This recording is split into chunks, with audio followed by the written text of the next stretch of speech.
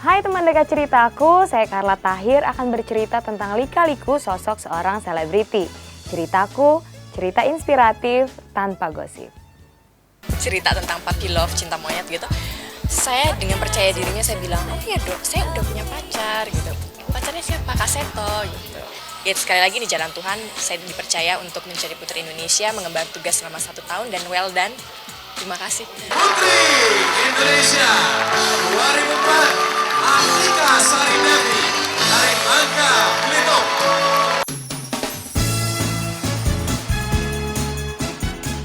Mulai dikenal semenjak keikutsertaannya dalam ajang Putri Indonesia, masa kecil Artika Sari Devi sejatinya tak banyak terekspos oleh media.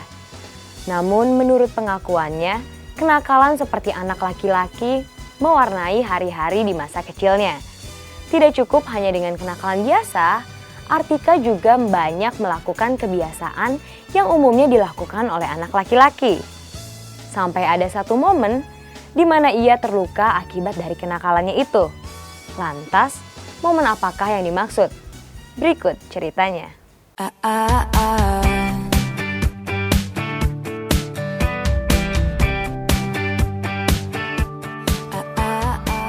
Cantik, anggun, intelektual, dan mantan Putri Indonesia ke-9 pada tahun 2004 silam. Itulah sepenggal deskripsi tentang diri seorang Artika Sari Devi Kusmayadi. Berangkat dari keluarga yang terbilang harmonis, wanita kelahiran Pangkal Pinang 33 tahun silam ini tumbuh menjadi sosok yang santun. Namun di balik penampilannya yang nyaris sempurna, Artika menyimpan kisah masa kecil yang sedikit di luar imaji tampilannya. Saya 4 bersaudara, kita 2 laki-laki 2 perempuan. Dan umur saya dengan adik saya yang perempuan itu jaraknya cukup jauh, sehingga saya lebih dekat dengan saudara-saudara saya yang laki-laki. Dengan om saya dan sepupu saya, dan kita selalu punya hobi main bola bareng. Gitu. Saya pernah punya pengalaman juga, karena saya ikut mereka untuk main bola di lapangan gitu. Saya pulangnya maghrib, saya sampai dikunci, nggak boleh masuk ke rumah. Bukan hanya kebiasaan dari rutinitas yang dijalaninya semasa kecil. Seiring dengan berjalannya waktu, Artika juga terbentuk menjadi seorang dengan jiwa petualang. Hobi olahraganya cenderung melenceng dari jalur yang umum ditemukan pada wanita seperti dirinya. Saya lebih suka olahraga yang extreme sport, gitu, yang penuh dengan tantangan. Nggak tahu, mungkin dari kecil ya. Dari kecil kebetulan kakak saya juga dia suka banget main skateboard. Jadi dari kecil saya sudah belajar main skateboard. Kemudian saya pernah kaki saya luka sampai nggak bisa sekolah, nggak bisa jalan. Main bola Mbak, pernah jatuh di waktu itu kan kita kan suka banyak saudara gitu ya, datang ke tempat saudara gitu, pernah jatuh main bola sampai sininya dijahit lah, sampai di bagian alisnya dijahit. Ya Allah, ini perempuan apa laki-laki ya gitu. Namun bukan hanya tingkah laku nakal khas anak-anak yang kerap ditunjukkan Artika semasa kecil. Mental untuk menjadi seorang pembelajar juga tampak dari Artika kecil yang giat mempelajari segala sesuatu, khususnya yang ada kaitannya dengan bidang seni. Di antara 4 saudara saya mungkin yang paling atraktif, yang paling hiperaktif ya, nggak bisa diem. Di masa kecil saya tuh saya lebih senang tampil di depan umum, tampil di depan orang banyak, depan publik. Karena itu saya diikutin les banyak banget, mulai dari marching band. Kebetulan ayah saya juga punya sekolah musik, saya ikut kursus piano gitu. Kemudian saya ikut les balet, saya ikut satu aktivitas yang membuat saya beruntung sampai sekarang, karena saya merasakan manfaatnya adalah saya dimasukkan dalam sebuah sanggar semacam sanggar seni panggung. Jadi semacam kita sering main operet, saya sering main operet. Itu buat saya yang satu hal yang membuat masa kecil saya terasa begitu sempurna. What's the time? Seems it's already morning. I see the sky, it's so beautiful and blue. Nakal yang wajar, itulah yang mungkin tergambar dari karakter cilik seorang Artika. Pasalnya, sejalan dengan berbagai pengalaman yang ia dapat di masa kanak-kanak, Artika sejatinya adalah seorang yang patuh pada Kusmayadi sang ayah dan Popidiah Retnowulan ibunda tercintanya. Artika itu anak yang ulet, ya, kerja keras, ulet, dan Tapi dia tetap hormat sama orang tua. Memang dia dididik oleh mamanya lah, banyak mamanya yang mengarahkan ya dari kecil, diarahkan ke kegiatan inilah ya. Di samping pendidikan formal juga dia diajar untuk peka terhadap lingkungan, diajak ke mana-mana lah kan untuk mendidik dia supaya peka terhadap lingkungan. Spending my time watching the days go by, feeling so. Dalam perjalanannya, banyak hal manis yang sebenarnya sudah dicatatkan oleh pena seorang Artika Sari Devi. Salah satunya adalah dengan menjuari ajang Putri Indonesia, di mana ia bisa memberi kebanggaan untuk daerahnya Bangka Belitung di mata Indonesia. Awal mula keikutsertaan Artika di ajang Putri Indonesia bisa dibilang tidak ada unsur kesengajaan. Bahkan lebih dari itu, partisipasinya di ajang tersebut seolah karena dijebak oleh ibunda tercinta. Benarkah ibunda Artika sampai hati menjebak putrinya demi sebuah ajang kontes? Simak ceritanya setelah yang berikut ini. Cerita tentang puppy love, cinta monyet gitu. Saya dengan percaya dirinya saya bilang, oh ya dok, saya udah punya pacar gitu. Pacarnya siapa? Kak Seto gitu.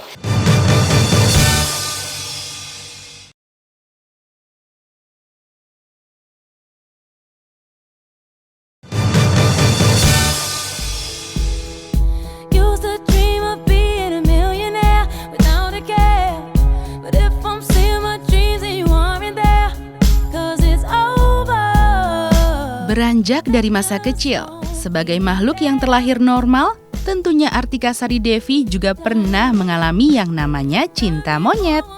Cinta yang kerap menghampiri anak belasan tahun itu juga dirasakan Artika pada sosok pria yang kerap terlihat sejuk dengan gaya bahasa santunnya.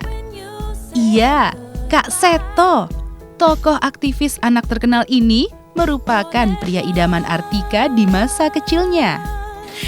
Ada cerita masa kecil saya yang mungkin lucu itu kalau ditanya udah punya pacar belum gitu. Kalau tanya-tanya cerita tentang puppy love, cinta monyet gitu.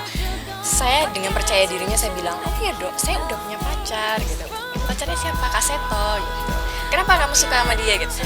Gak tahu, buat saya dia sangat mungkin karena kecilnya dia sangat dekat sekali dengan dunia anak-anak gitu. Jadi mudah sekali bagi anak-anak untuk menerima dia sebagai orang terdekat ya. Begitupun pada saya, dan saya nggak tahu ya, mungkin pada saat anak-anak itu saya melihat pacar itu sebagai tokoh idola yang saya kagumi pada saat itu. Dan pada saat kecil saya memang punya seorang tokoh idola yang sampai sekarang ini juga saya surprise sekali karena ternyata saya juga banyak terlibat kerja sosial juga dengan Kak Seto gitu. Dan saya waktu itu memang benar-benar hal yang sangat memalukan sekali ketika pertama kali harus bertemu Kak Seto, dan saya nervous, saya sampai panas dingin gitu. Kak Seto berusaha dia sepertinya tahu gitu dari teman-temannya bahwa saya semasa kecil sangat mengidolakan dia, bahkan sampai sekarang. Dan sekarang kita menjadi teman partner untuk kerja ya di Komnas Perlindungan Anak.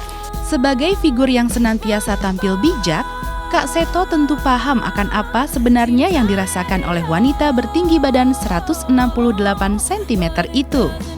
Namun wajar adanya jika awal mengetahui bahwa Artika begitu mengagumi dirinya, Kak Seto merasa terkejut. Iya, sebetulnya ibunya yang menceritakan itu ya di tempat saya, dan Mbak Tika sendiri juga sempat malu-malu juga ya. Saya juga agak kaget juga waktu itu.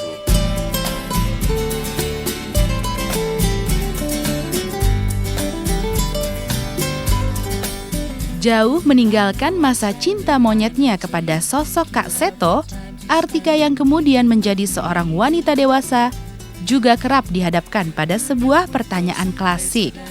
Kapan menikah? Itulah pertanyaan yang bukan sekali dua kali meluncur tajam kepada dirinya yang kian memasuki usia matang. Itu rasanya campur aduk kalau ditanya kapan target mau merit gitu. Karena saya mau belajar dari banyak pengalaman teman-teman, orang lain juga, bagaimana menjalani sebuah rumah tangga bukan satu hal yang saya melihat pernikahan itu sebagai suatu babak baru untuk kita sama-sama melangkah gitu.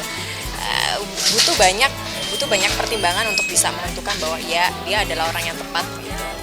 Kalau ditanya target menikah, mungkin saya orang yang harus berhati-hati untuk menentukan pilihan itu dan kapan saat yang tepat gitu. Paham akan kriteria yang diharapkan oleh sang putri, Poppy Diah Retnowulan sang bunda tak pernah melepaskan wejangan agar kelak Artika bisa menemukan pasangan yang bisa menjaganya.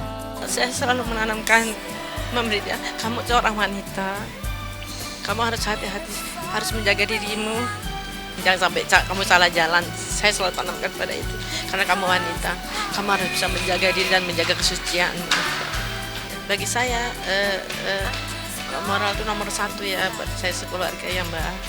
The time is right, your perfume fills my head, the stars get red and all the nights so blue.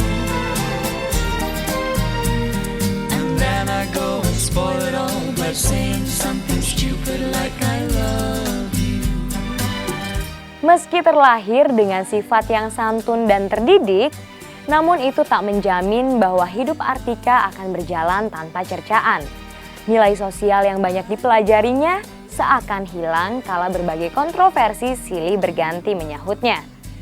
Dimulai dengan keikutsertaan dalam ajang Miss Universe, di mana ia harus menanggung berbagai komentar miring dari segelintir masyarakat.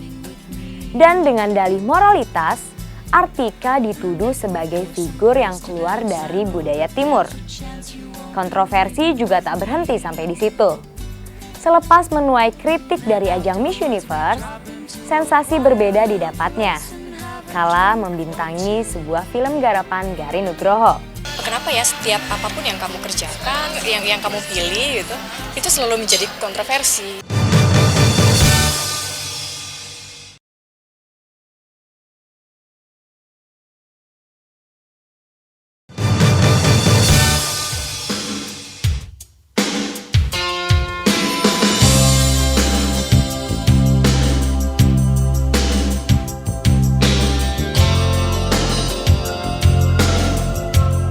Sempat lupa akan perasaan cinta dan juga harapannya terhadap laki-laki. Artika kemudian memilih untuk fokus dalam mewujudkan apa yang menjadi mimpinya. Karir yang cemerlang yang disertai dengan pendidikan yang mulus membawa Artika menjadi seorang ambisius yang hanya fokus pada cita-cita. Saya orang yang punya banyak segudang cita-cita. Saya pikir hidup itu harus diisi selalu dengan achievement, banyak hal. Tidak hanya untuk saya, tapi yang sesuatu yang mungkin sangat sederhana, suatu pekerjaan atau suatu action yang sangat sederhana, tapi bisa dirasakan dan dinikmati oleh orang banyak. Dulu saya terpikir masih kecil itu bahwa seorang guru itu adalah sosok yang sangat sangat hebat buat saya, karena dia bisa mendidik, dia bisa menciptakan profesional sampai sekarang ini, bahkan tokoh pemerintah dan presiden sekalipun dididik oleh seorang guru gitu. Jadi buat saya menjadi seorang guru itu adalah sebuah karya yang nyata untuk membangun sebuah bangsa gitu.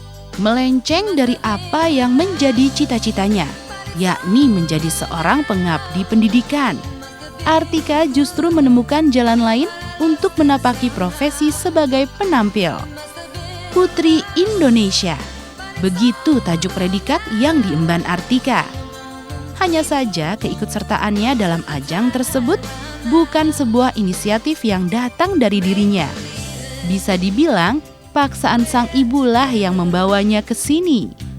Ya, saya jalani itu meskipun pada saat itu saya harus meninggalkan kuliah saya gitu. Dan pada saat itu mama saya sempat bohongin saya, katanya papa saya sakit dan saya harus pulang ke Bangka karena mama saya sudah mendaftarkan saya untuk ikut pemilihan di daerah yang sifatnya regional dulu. Nah pada saat itu saya sampai ke sana, saya lihat papa saya sehat, tapi akhirnya mereka sukses membujuk saya untuk ikutan gitu. Dan saya jalani dan pada saat itu saya cuma memikirkan, ini suatu kesempatan, di depan masih banyak pengalaman yang bisa kamu dapatkan, saya ikut. Dan ya sekali lagi di jalan Tuhan, saya dipercaya untuk menjadi Putri Indonesia, mengemban tugas selama 1 tahun dan well done. Terima kasih. Runner-up 1, Nadia Mulia dari Banten. Putri Indonesia 2004, Artika Sari Devi dari Bangka Belitung.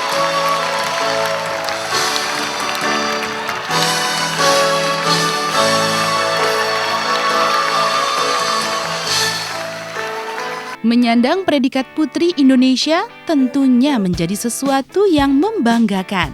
Mewakili tanah kelahiran untuk meraih satu kehormatan lewat kompetisi kecantikan. Namun bukan itu yang didapat. Artika justru banyak menuai kalimat satir lantaran keberaniannya tampil minim di ajang tersebut.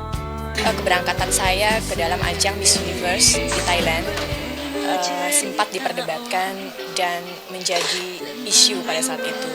Betapa sedih saya adalah bahwa tidak hanya langsung efeknya ke saya, tapi juga ke orang-orang yang saya sayangi, keluarga saya, orang tua saya. Semuanya sempat merasa mendapat tekanan. Karena di negara sendiri saya sempat dihujat, saya sempat dibilang dan dibilang sebagai perempuan tidak bermoral. Itu hal yang paling sedih sebenarnya buat saya. Saya sempat shock juga ya Mbak ya. Menjadi Putri Indonesia adalah satu babak yang berharga dalam hidup saya. Saya terlatih menjadi seorang pribadi yang lebih matang. Kemudian saya dapat kesempatan juga untuk jalan-jalan ke pedalaman di Indonesia yang belum pernah saya kunjungi sebelumnya, seperti ke Timika di Papua, kemudian ke Aceh. Saya secara langsung ikut bantu pada saat tsunami terjadi. 10 hari setelah tsunami terjadi, saya ikut turun langsung, kita sewa mobil pick up dan kita distribusikan barang-barang bantuan kita, dan itu jadi pengalaman berharga buat saya. Yang baru saja saya selesaikan produksinya adalah film berjudul Opera Jawa.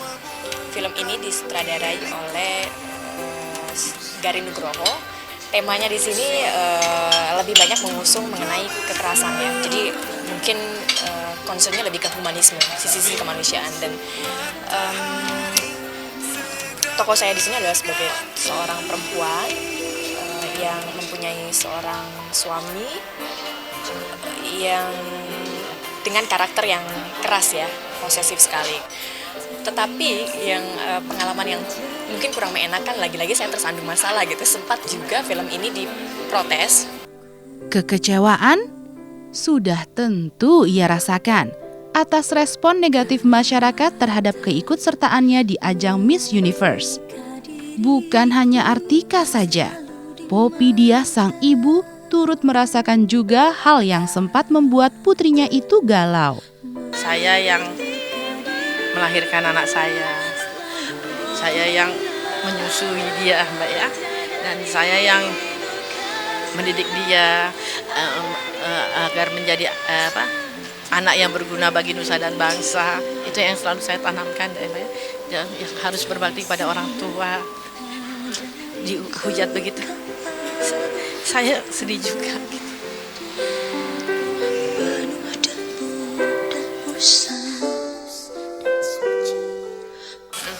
Saya juga nggak tahu ya kenapa, karena saya berpikir ketika banyak orang nanya gitu, kenapa ya setiap apapun yang kamu kerjakan, yang kamu pilih gitu, itu selalu menjadi kontroversi. Saya balik bertanya dalam diri saya renungi, sebenarnya tidak ada niatan saya untuk mencari mencari sensasi, sama sekali bukan gitu. Mereka diriku selalu dimanja, kata mereka diri. Sempat merasa limbung dalam urusan jodoh, akhirnya tambatan hati Artika jatuh pada sosok Ibrahim Imron alias Baim. Pada tanggal 23 Agustus 2008 silam, dirinya dan Baim mengucap ikrar suci sebagai pasangan suami istri. Hingga saat ini, rumah tangga Artika dengan Baim terbilang cukup harmonis. Satu orang putri hasil buah cinta mereka seakan mampu menyempurnakan kehidupannya. Lalu, apalagi yang akan dicapai Artika dengan statusnya yang sekarang ini? Simak ceritanya setelah yang berikut ini. Oh ya, hari ini Ebi makannya apa, makan paginya, makan siangnya apa, terus cemilannya apa gitu.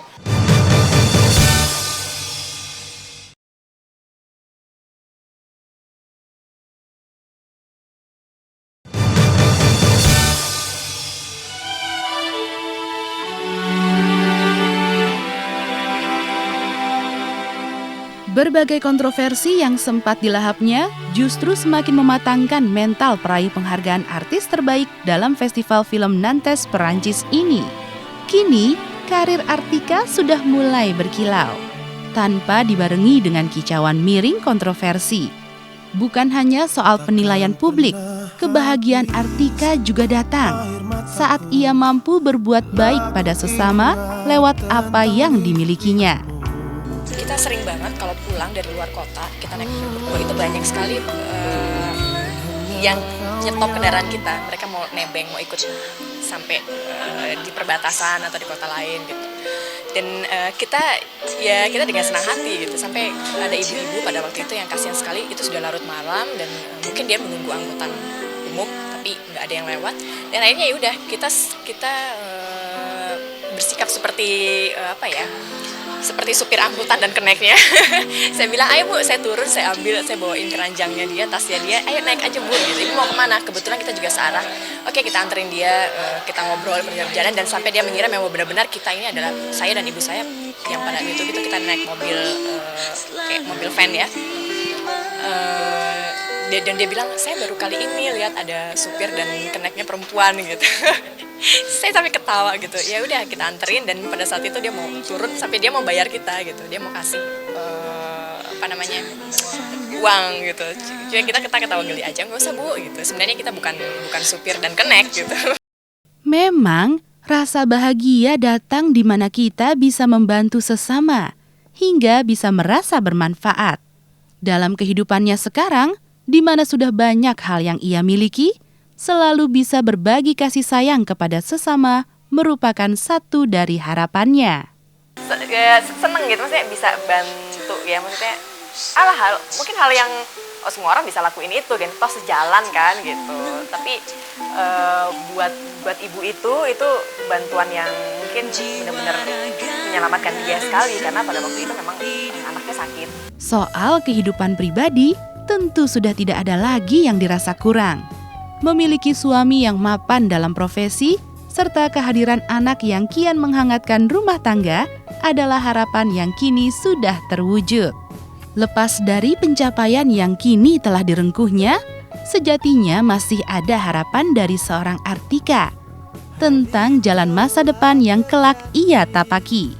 Apalagi sekarang udah punya anak gitu, pengen banget bisa masakin anak tiap hari. Kesampaian sekarang, jadi sekarang tiap hari pagi itu udah harus tahu, oh ya hari ini Ebi makannya apa, makan paginya, makan siangnya apa, terus cemilannya apa gitu. Bapaknya jadi agak di nomor 2 kan selainnya. Kalau aku lihat sih sejauh ini kayaknya rumah tangganya harmonis ya. Apalagi kalau misalnya aku lihat di TV gitu, pasangan saling membantu gitu. Misalnya mendampinginya juga kayaknya benar-benar dengan rasa cinta banget gitu. Enak ngeliatnya. Mohon Tuhan untuk kali ini saja beri aku kekuatan untuk menatap matanya. Kegagalan merupakan sebuah keberhasilan yang tertunda. Karenanya, jangan pernah merasa gagal jika usaha yang dilakukan belum maksimal. Semoga cerita dari kehidupan selebriti tadi membawa inspirasi bagi kehidupan Anda. Sampai jumpa di ceritaku berikutnya. Dadah!